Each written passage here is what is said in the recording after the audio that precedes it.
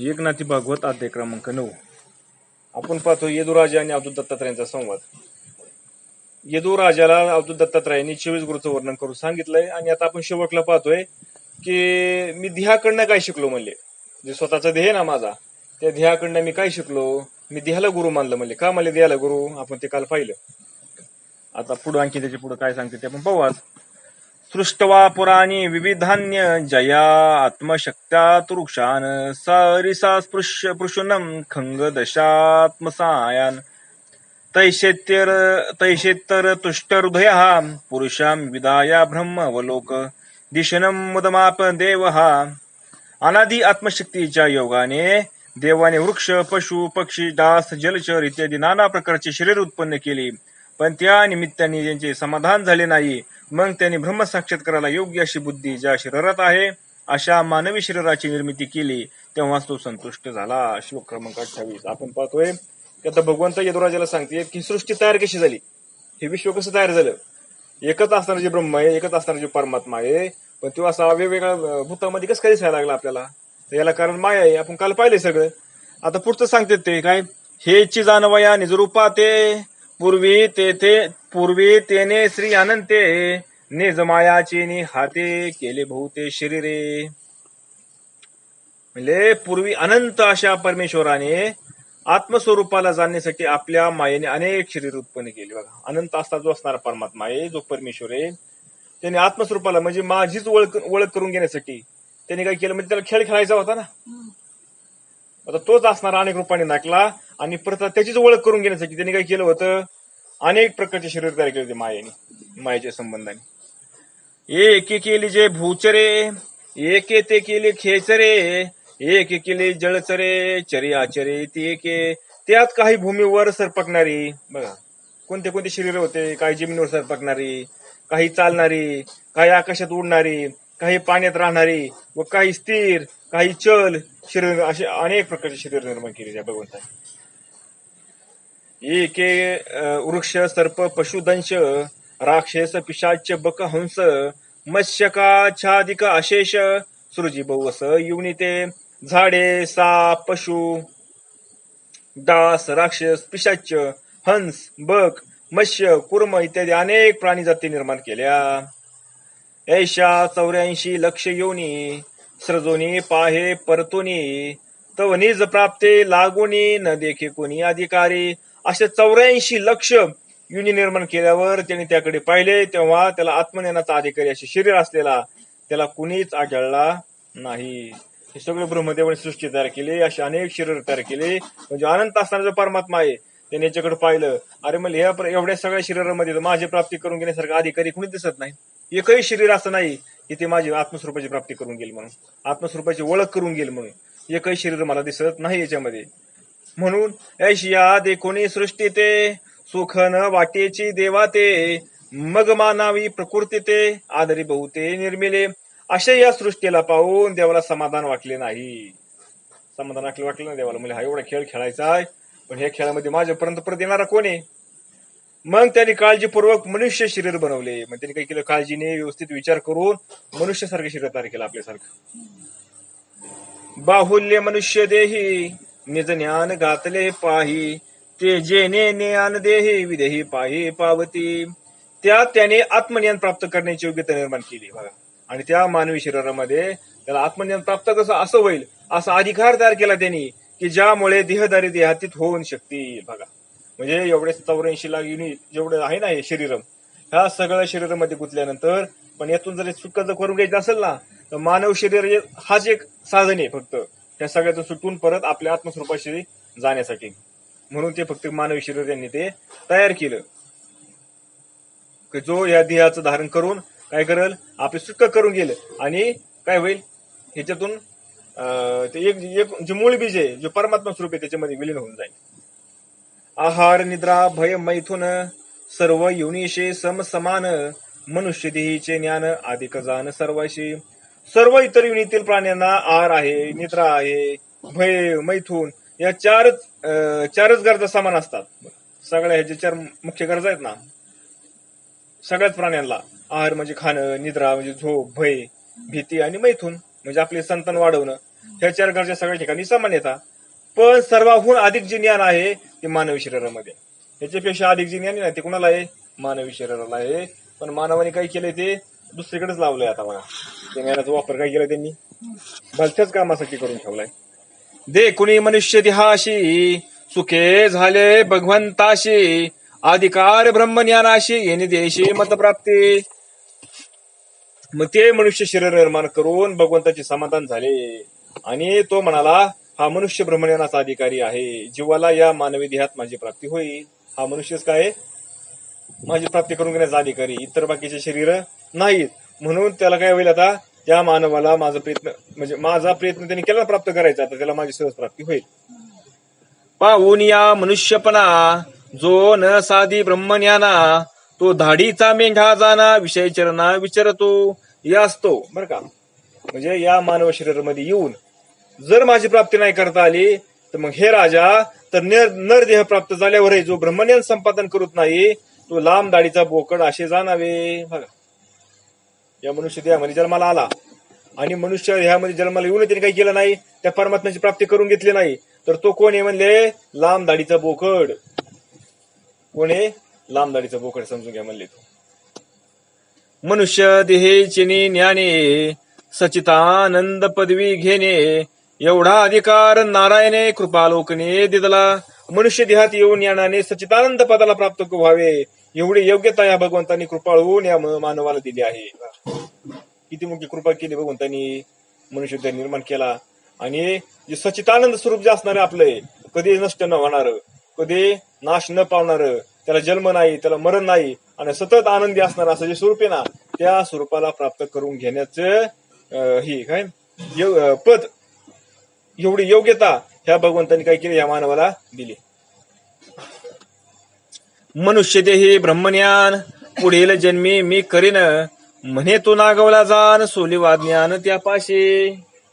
मनुष्य देहातच ब्रह्मज्ञान मिळते हे ठाऊक असूनही, बघा या मनुष्याला मध्ये काय होतं? फक्त ते ब्रह्मज्ञान प्राप्त करून घेता येतं हे माहित असूनही मी ते पुढल्या जन्मी मिळवीन असे जो मनुष्य म्हणतो ना, आता काय म्हणते लोक काही काही, आता खाय प्यायचं काम करायचं काय वैभव वाढवायचं दिवस आहे आपलं, हे काही देवदेव करायचं दिवस आहेत का आपलं? हे काही वय का आपलं देवदेव करायचं?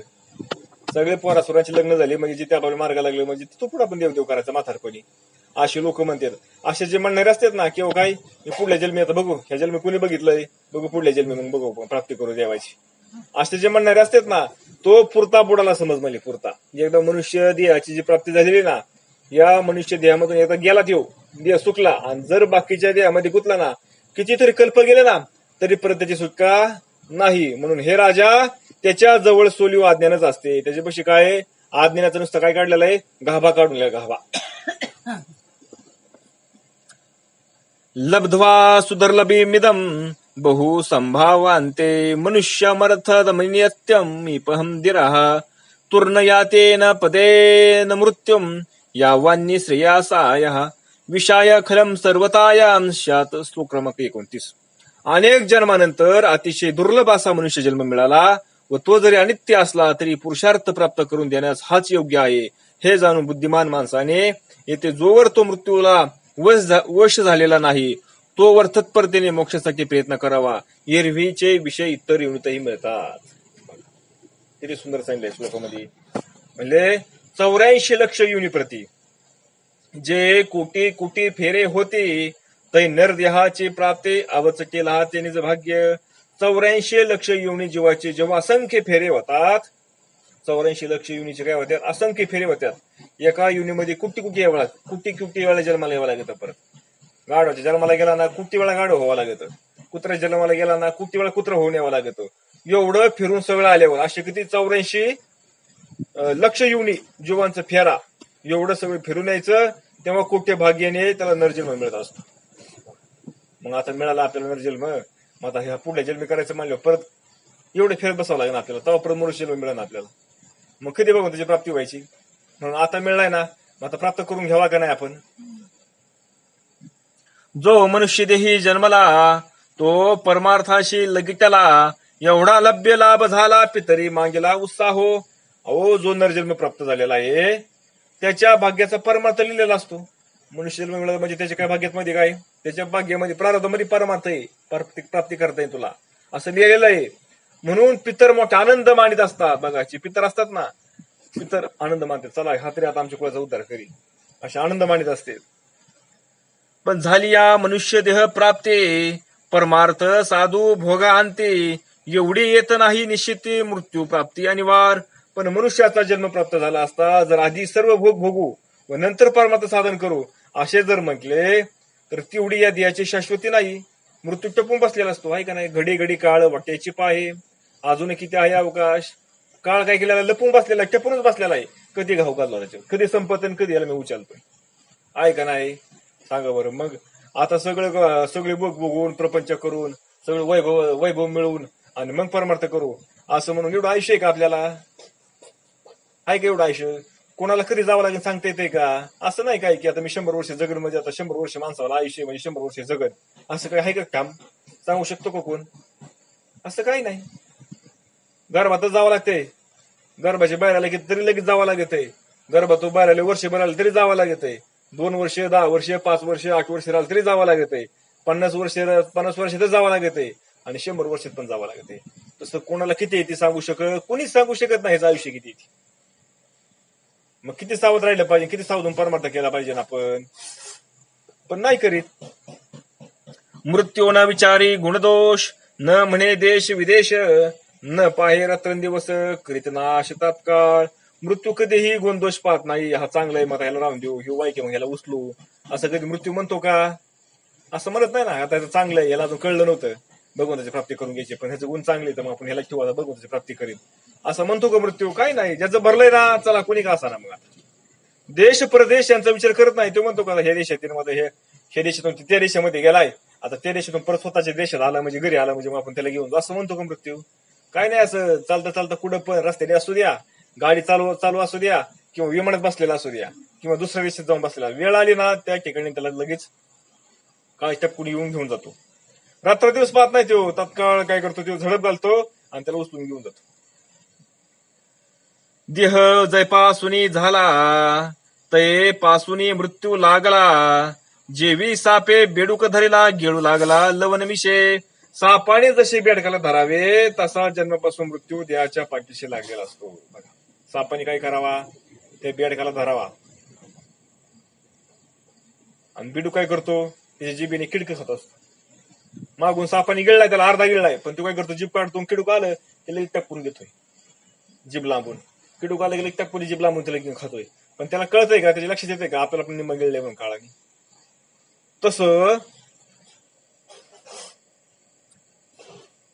माणूस काय करत असतो, त्या विषयाला कळकळत असतो. त्याला माहिती आता बरं मरणार आहे, प्रत्येकाला माहितीये का नाही. पण किती जरी वय झालं तर पण तो काय करतो, अजून विषय बघायचा, विषय मिळवायचा प्रयत्न करतो. नाही अजून मला आहे ना, मला एवढं करायचं राहिलं, अजून माझं हे करायचं राहिलं, अजून माझं ते करायचं राहिलं, मला अजून ते मिळवायचं राहिले. किती जरी वय झालं तरी पण तो बसतोय का, नाही मिळत, नाही बसत तो. ये ती आळसो जेने केला, तो सर्वस्वे नागवला, थिता परमार्थ हातीचा गेला, आवर्ती पडला भवचक्री. म्हणून जे या देहात येऊन परमार्थाचा आळस करतात ना, मनुष्य देहाला जन्माला आलाय आणि परमार्थ करत नाही, परमार्थ करायचं त्याला आळस येतोय. देव म्हणलं की त्याला झोप येते, देवाला चला म्हणलं कीर्तनाला की त्याला वाटतं नको. आम्हाला काय एवढा टाइम आहे का, आमच्या मागे आम्ही काही मोकळे माणसं आहेत का म्हणतात का नाही, कीर्तनाला चला म्हणलं की.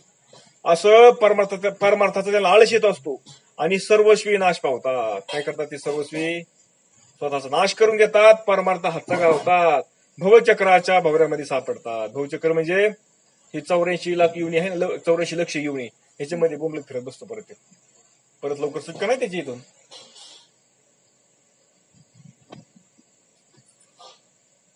यैशे जाणून यदुराया, देहाची या लवलाया, परमार्थ साधवया, ब्रह्मोपाया उद्यत व्हावे. म्हणून यास्तव हे यदुराजा, अरे परमार्थ जर साधायचा असेल तर या देहाने साधनेस तात्काळ प्रारंभ करावा. मनुष्य जन्म मिळालाय ना आता तो आता ताबडतोब लगेच सुरू कर.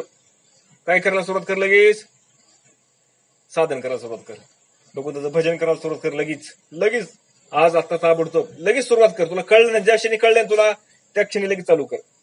असं समजून करता मला सद्गुरू नाही, मला सद्गुरू कधी मिळतात, काय मिळते तेव्हा मिळतात. तू मात्र नामचिंतन करायला सुरुवात कर लगेच. म्हणून छेदून या आळसाशी, दौडून या निद्रेशी, आत्मचिंतन अहर्निशी अविश्रमेशी साधावे. म्हणून विना आळस निद्रा टाळून बघा, झोप चौक नाही आली पाहिजे. सतत आत्मचिंतन करावे, आत्मस्वरूपाचं चिंतन करावं सतत. मी कोणीचं चिंतन करावा.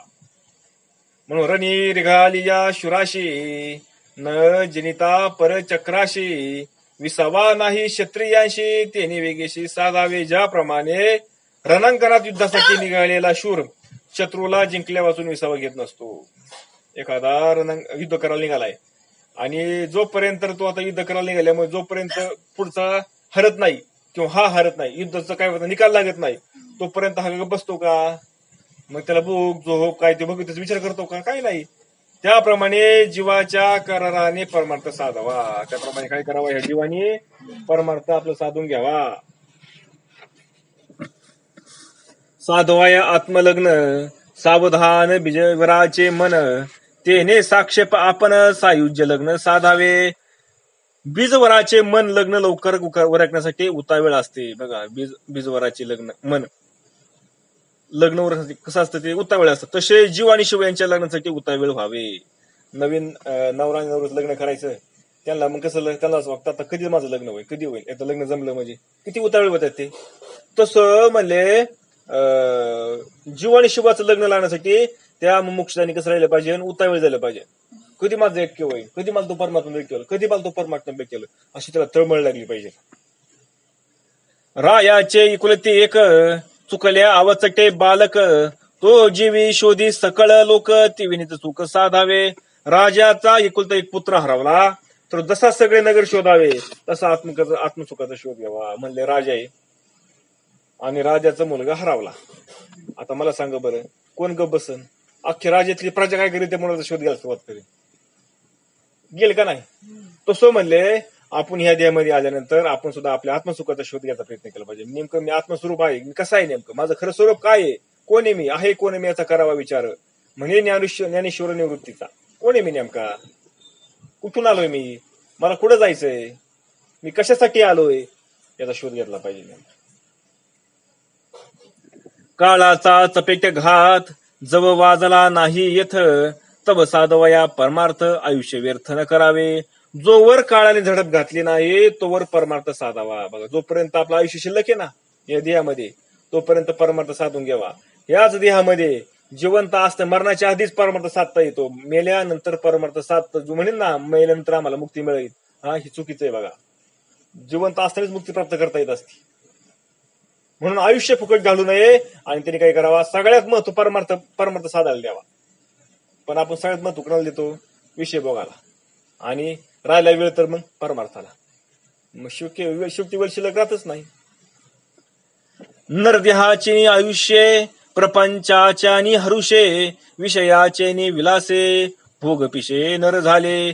मनुष्य जन्मात लोक विषयांच्या विलासाने व प्रपंचातल्या भ्रामक आनंदाने वेडे झाले असतात. बघा, विषयाचा पडी पाडू, गोड परमार्थ लागे कडू, कडू विषय तो गोडू जीवाशी झाला. कडू असणारा विषय जीवाला कसे वागतात, गोड वागतात, आणि गोड असणारा परमार्थ जीवाला कडू वागतो. तसं म्हणले काय, हे मनुष्य जन्म प्राप्त झालाय आणि लोक काय करतात, विषयाच्या विलासाने, विषयाच्या विलास म्हणजे काय, विषय भोगाच्या, त्याला त्याचाच आनंद होतो, आणि प्रपंचातल्या भ्रामक आनंदाने, हा कसा आहे प्रपंचामधला भ्रांतीचा आनंद, हा खरा आनंद नाही, त्याला वागता आनंद मिळाल्यासारखा, पण खरा आनंद नसतो तो. मला सांगा, ज्या वेळेस जो मुलगा जन्माला आला म्हणून त्यांनी पेढे वाटले होते, त्याला आनंद झाला होता, तोच पुढे त्याच मुलाने परत त्याला घराच्या बाहेर काढलं म्हणजे परत तोच मुलगा दुःखाला कारण होतो का नाही? मग खरं सुख आहे का त्याच्यापाशी, सांगा बरं? जो पैसा मिळाल्यानंतर त्याला आनंद झाला होता, तोच पैसा संपल्यानंतर परत त्याला दुःख होतं का नाही? म्हणजे चिरकाल आनंद आहे का तो? हा भ्रामिक आनंद आहे हा. पण ज्या त्या जीवाला समजत नाही आणि त्याच प्रपंचाच्या भ्रामक आनंदाला ते वेडे झालेले. पश्वादियुनीच्या ठाई विषय वाचोनी आन नाही, तोच विषय नरदेही वाढविल्या काही हित झाले. प्राण्यांच्या जीवनात विषया वाचून दुसरे काहीच सुख नाही. बघा, ऐका, मनुष्य शरीर सोडलं, मनुष्य देह सोडला तर बाकीचे जेवढे काय म्हणून प्राणी आहेत त्यांचं काम काय, फक्त विषयामध्ये सुख, विषयाचं सुखच भोगणं ना. तेच विषय मनुष्य जीवनात ओळखले तर मानव जन्माचे वैशिष्ट्य ते काय करायला बघा ना. माणूस कसा आहे सगळ्या प्राण्यापेक्षा विशेष आहे. पण जर माणसाने पर्यंत त्याच जीवांसारखं त्याच प्राण्यासारखं जर त्यांनी विषय भोगच बघायला गेला तर त्या प्राण्यामध्ये मनुष्यामध्ये काय फरक राहिला? काहीच नाही राहिला. म्हणून जे विषयाचे भोग भोगण्यासाठी बाकीचे येऊन येतात, हे बाकीच्या प्राण्यांच्या जन्माला जाणं आणि विषयाचे भोग भोगायचं. पण मनुष्य जन्माला आल्यानंतर आता भोगितलेच ना, भोगले ना 84 लक्ष योनी आणि एका एका योनीमध्ये कुठे कुठे फेरा एवढं काय केलेलं त्यांनी विषयाचे भोग भोगलेले तरी त्याचं समाधान होत नाही. तरी मनुष्य जन्मामध्ये आले तो काय करतोय? विषयाचेच भोग भोगायचा प्रयत्न करतोय. विचारिता विवेकदृष्टे विषयांशी प्रारब्ध भेटे वृथा करीत आटाआटी मुद्दल तुती नरदेहा. विवेक दृष्टीने जर विचार केला असता तर विषयांची प्राप्ती नशिबानेच होत असते. बघा म्हणजे विवेकाने जर विचार केला, चांगला जर विचार केला ना, तर विषयाचे जे भोग येतं ते कशामुळे भोगायला मिळतात? आपण कष्ट करून आपण प्रयत्न करून मिळले म्हणजे मिळतात का? नाही, ते प्रारब्ध आधीने. ते कसे येतं? प्रारब्ध आधीने येतं. धनमान वित्त हे प्रारब्ध आधीने तुकाराम महाराज सांगतात. पण त्यासाठी व्यर्थ खटपट केली तर ते मनुष्य जन्माची ठेवलेली मूळ ठेवच नाहीशी होते. बघा, पण जर ती प्रारब्ध आधी नाही तर मग ती मिळणारच आहे ना आपल्याला. मग व्यर्थ खटपट का करावं बरं? आपण आपल्या वाट्याला आलेलं कर्म आपण करत राहावा. मग ते कर्म करत असताना आपलं मूळ आपण जे उद्देश आहे ना आपल्यावरती परमार्थाकडे द्यावा आपण. आणि जे तुम्हाला प्रारब्धच्या अधीने ना, दिया तुमचा कसं आहे? प्रारब्धच्या अधीने. म्हणजे त्या दियाच्या प्रारब्धाने त्याला जे मिळायचं ते मिळणारच आहे. तुम्हाला पैसा असेल, विषयाची जी सुख असते, विषयाची जी दुःख असेल ते मिळणारच आहे तुम्हाला. ते नरदेह परम पावन पावनी न साधी ब्रह्मज्ञान तो लांडा गर्दब जान पुच्छेविन दुपाई. असा परमपावन नरजन्म लाभला असूनही बघा, असा एवढा असणारा नरजन्म म्हणजे मनुष्य जन्म त्याला प्राप्त झालेला असतानाही जो ब्रह्मज्ञानाचा प्रयत्नही करत नाही, ब्रह्मज्ञान प्राप्त करायचा प्रयत्नही करत नाही, तो 2 पायाचा बिनशपट्याचा गाढव म्हणावा. कसा आहे तो? 2 पायाचा आणि बिनशपट्याचा गाढव आहे. गाढवच आहे, फक्त 2 पायाचा आहे आणि त्याला शेपूट नाही. का गाढव म्हणलं त्याला? कारण तू ह्या एवढा चांगला त्याला जन्म मिळून तू काय करत नाही? आत्मसुखाची प्राप्ती करत नाही, ब्रह्मस्वरूपाची ओळख करून घेत नाही, म्हणून त्याला तसं म्हणलंय. म्हणून अपरोक्ष न्याने विन वांजट उदरार्थ दंभ खटपट जीवी मदिरा पाणी मरकट उडे उद्भट तडा तडा.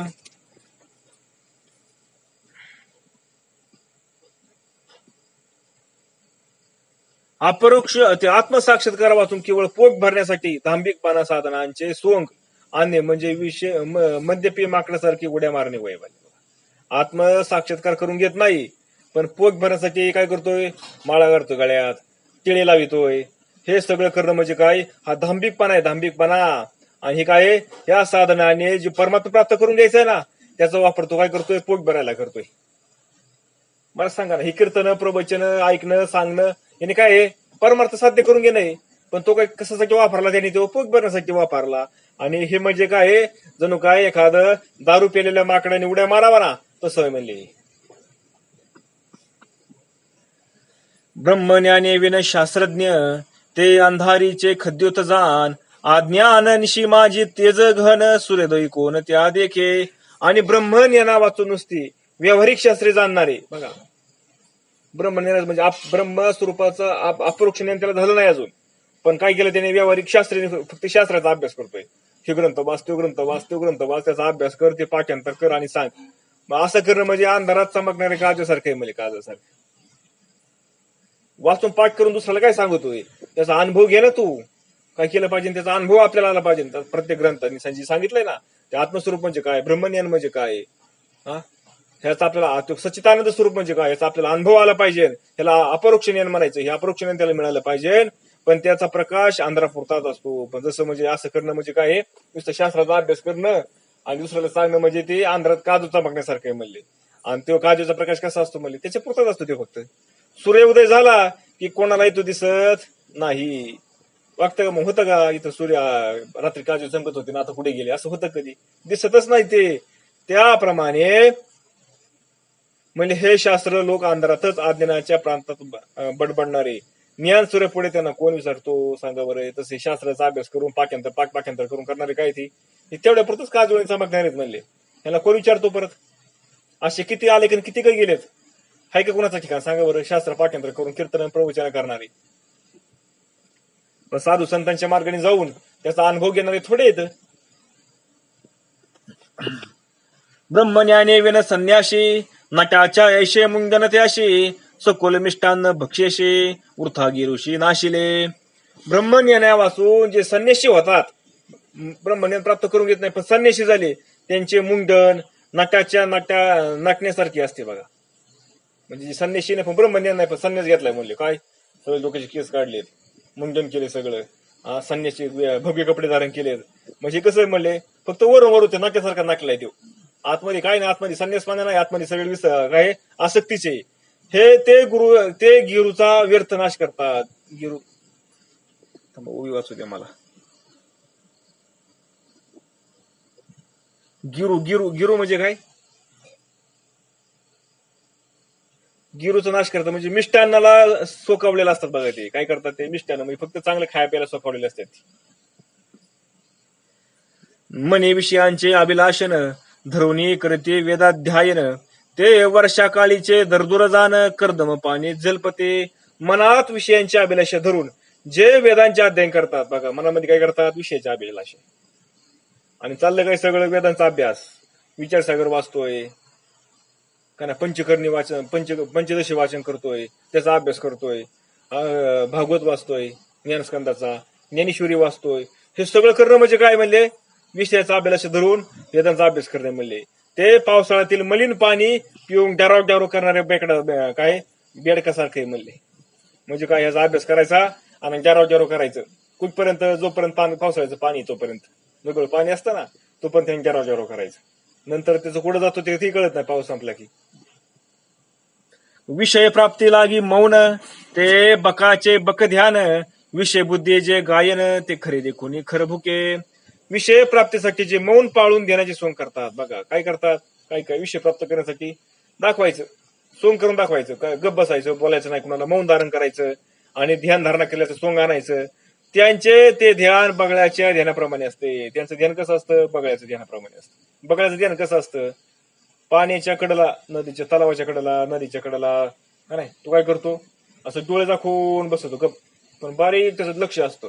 मासा आला रे आला टपकून त्याला गिळून घेतो. म्हणजे त्याचं ध्यान कुठे, त्या माश्यावरती, म्हणजे ते विषयावरती. तसं ह्याचं ध्यानदार नाही, कसे विषयावरती.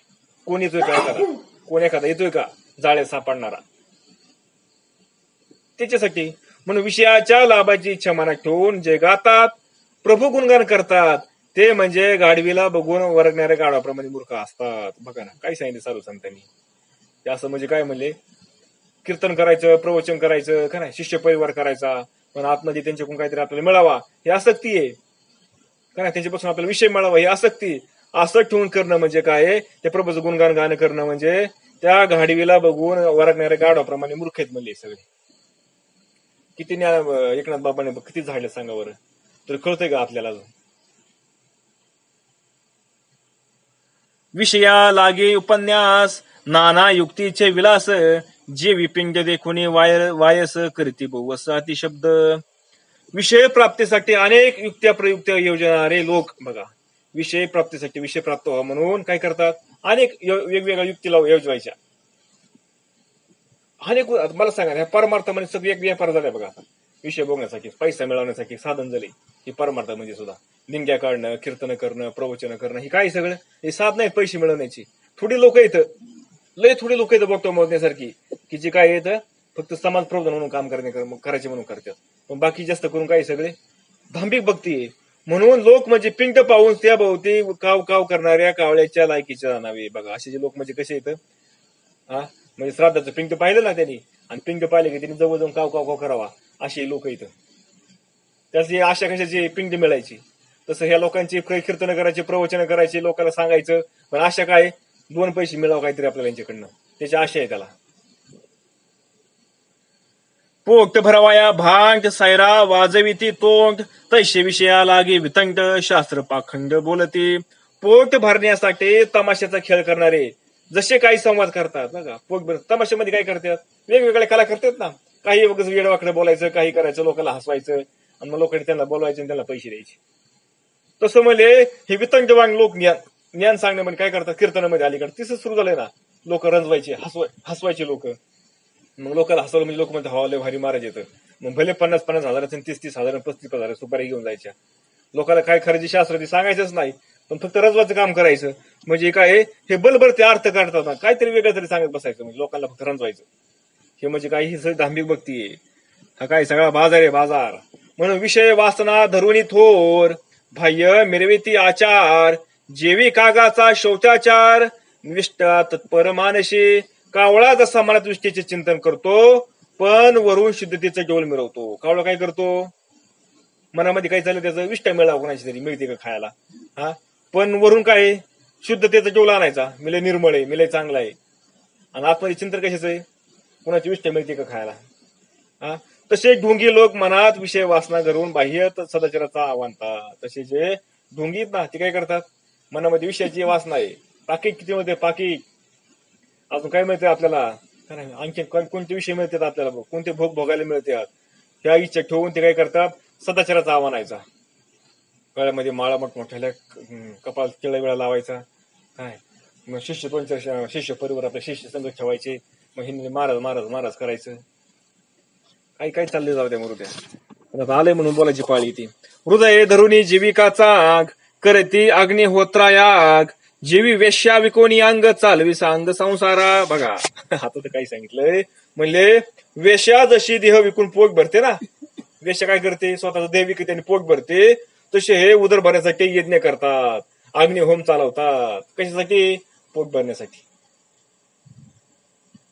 नरदेहाची ह्याची स्वार्थ, साधावा चौथा पुरुषार्थ, तो न करिता जो का अर्थ, तो अनर्थ जाणावा. मोक्षरूपी चौथा पुरुषार्थ साधावा, हेच खरे मानवी जीवनाचे ध्येय आहे. पण तो मोक्ष सोडून अर्थ जोडतो, अर्थ जोडण्यामध्ये गुंतून गेलाय, तेव्हा तो खरोखर कसा आहे, अनर्थच जोडून घेतलाय त्याने, अनर्थच करून गेला ना त्याने स्वतःचा. कारण हा नरदेह मिळाला आहे मोक्ष प्राप्तीसाठी, आणि त्याने लावला कशाला, अर्थ जोडायला. म्हणजे त्याने त्याच्या जीवनाचा अनर्थ करून घेतला का नाही. साधिना देही ब्रह्मज्ञान, तो श्वान सुकरा समान, आत्महत्याहून हीन ते विवेचन परीशी. जो मनुष्य ब्रह्मज्ञान प्राप्त करत नाही, बघा जो मनुष्य काय करत नाही, आपल्या स्वरूपाची ओळख करून घेत नाही, ब्रह्मज्ञान प्राप्त करून घेत नाही, तो श्वान शुकरापेक्षा हीन आहे. भला गाड्यात माळा का असाना, प्रवचनकार असू द्या, कीर्तनकार असू द्या, व्यासपीठ चालक असू द्या, कुणी असू द्या, दिंगी चालक असू द्या, गायनाचार्य असू द्या, किंवा भागवताचार्य असू द्या, किंवा वेदांतचार्य असू द्या, पण जर तिला ब्रह्मज्ञान नसेल ना, अपरोक्ष ज्ञान, बरं का, ब्रह्मज्ञान म्हणजे काय, अपरोक्ष ज्ञान, शास्त्राने सांगितलेलं अपरोक्ष ज्ञान, त्याला जर नसेल ना, तो श्वान शुकरापेक्षा हीन आहे, हीन. कसं आहे म्हणले, सांगतो म्हणले, ऐक. पशुशी हाणेल्या लाथा, द्वेष न धरी सर्वथा, मनुष्याशी तू म्हणता जीवघाता प्रवर्ते.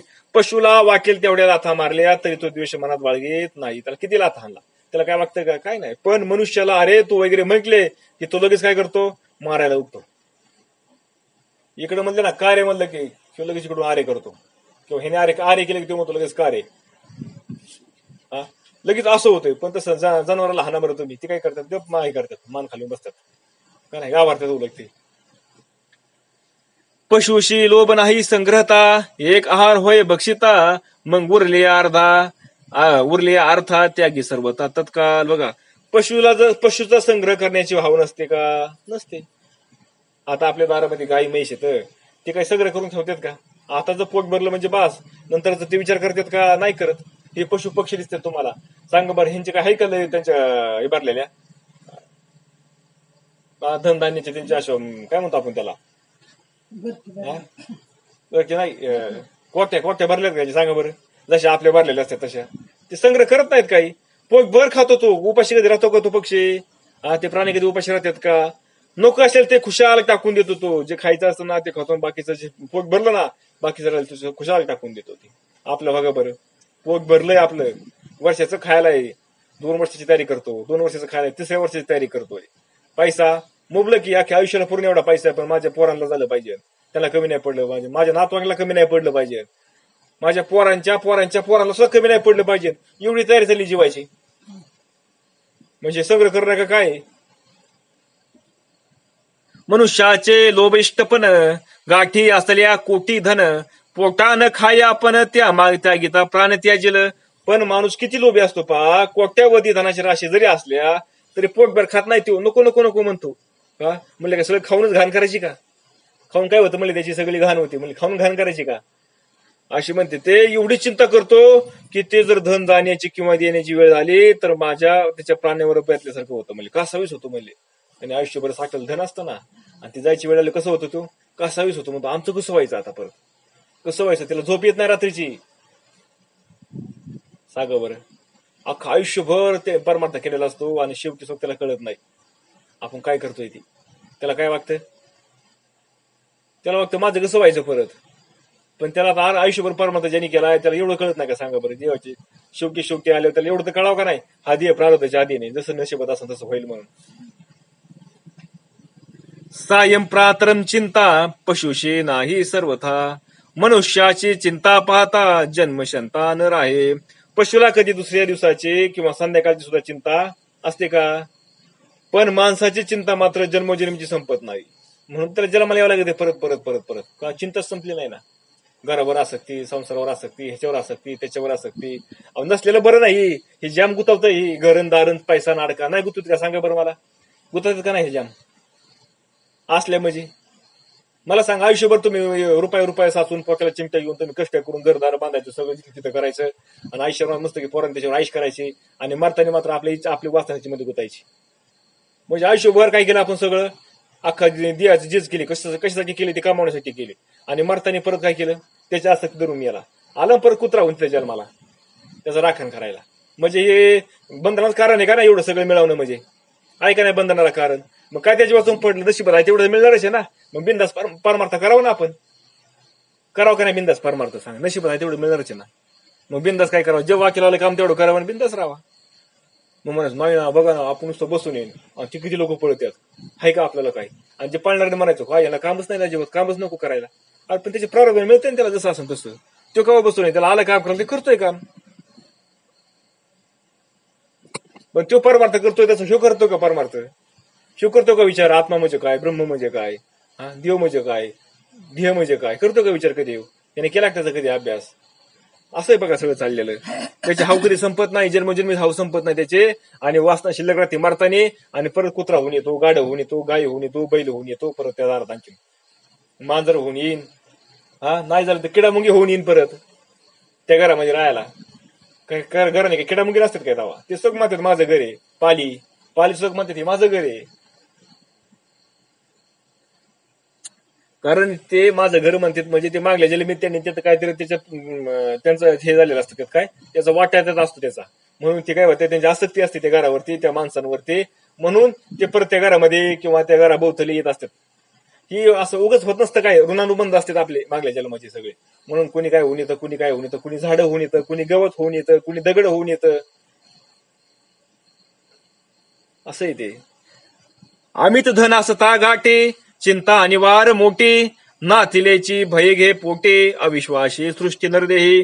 मनुष्य जवळ अगणित द्रव्य जरी असले, अगणित म्हणजे मोजता येणार नाही एवढं द्रव्य त्याच्याकडं, तरी स्वतः अखंड चिंता त्याची लागलेली असते त्याला. अजून कसं व्हायचं माझं, ही 10 कोटी झाल्यात, 20 कोटी व्हायला पाहिजे, 10 कोटीची त्याला चिंता लागली. आधी काही नसतं, आधी काही 1000 रुपये पण नसतात खिशात, पण 1000चे 10,000 करतो, 10,000चे लाख करतो, लाखाचे 10 लाख करतो, 10 लाखाचे 1 कोटी करतो, 1 कोट्याचे 10 कोटी करतो. म्हणतो नाही ना अजून कमीच येतात, 10 कोटीची 20 कोटी झाली पाहिजे.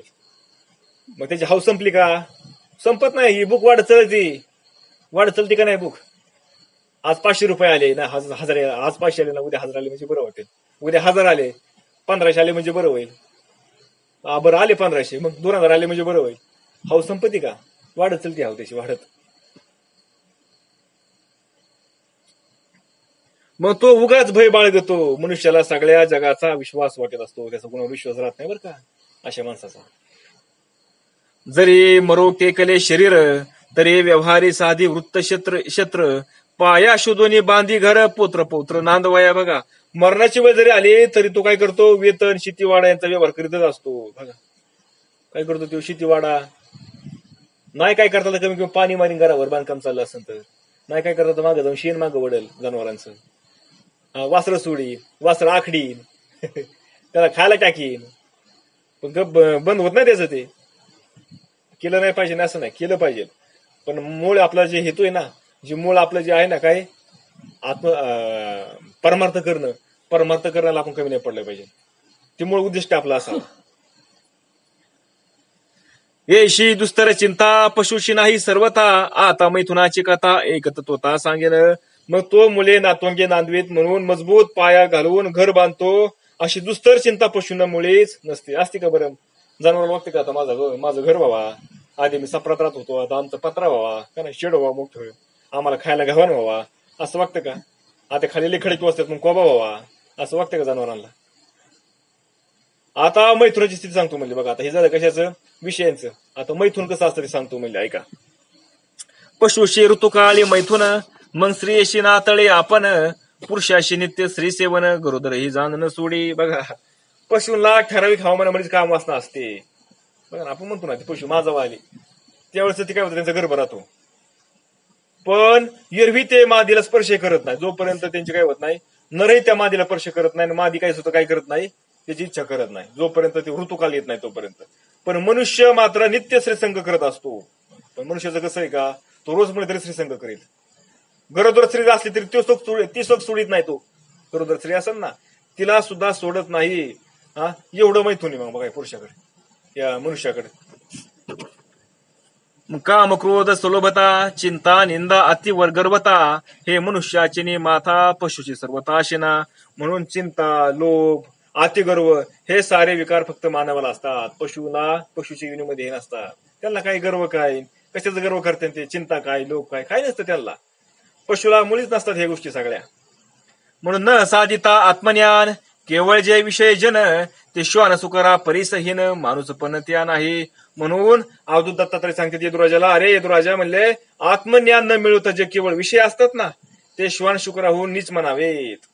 त्यांना मनुष्य कसं म्हणावे? मग आत्मज्ञान प्राप्त करायचं सोडून जे काय करतात, विषय भोगामध्ये गुंततात ना, त्याला श्वान म्हणजे कुत्र डुक्कर त्यांना म्हणायचं. ती नीच नीच नीच येते माणसं. कशी इथं नीच, त्याला माणसं कसं काय म्हणायचं? जरी माणसं 2 पायाचे असले, 2 हाताचे असले, उभे राहत असले, पण दिसत मनुष्यासारखे असले, पण ते कसे येतं, गाढव कुत्र्यासारखे येते.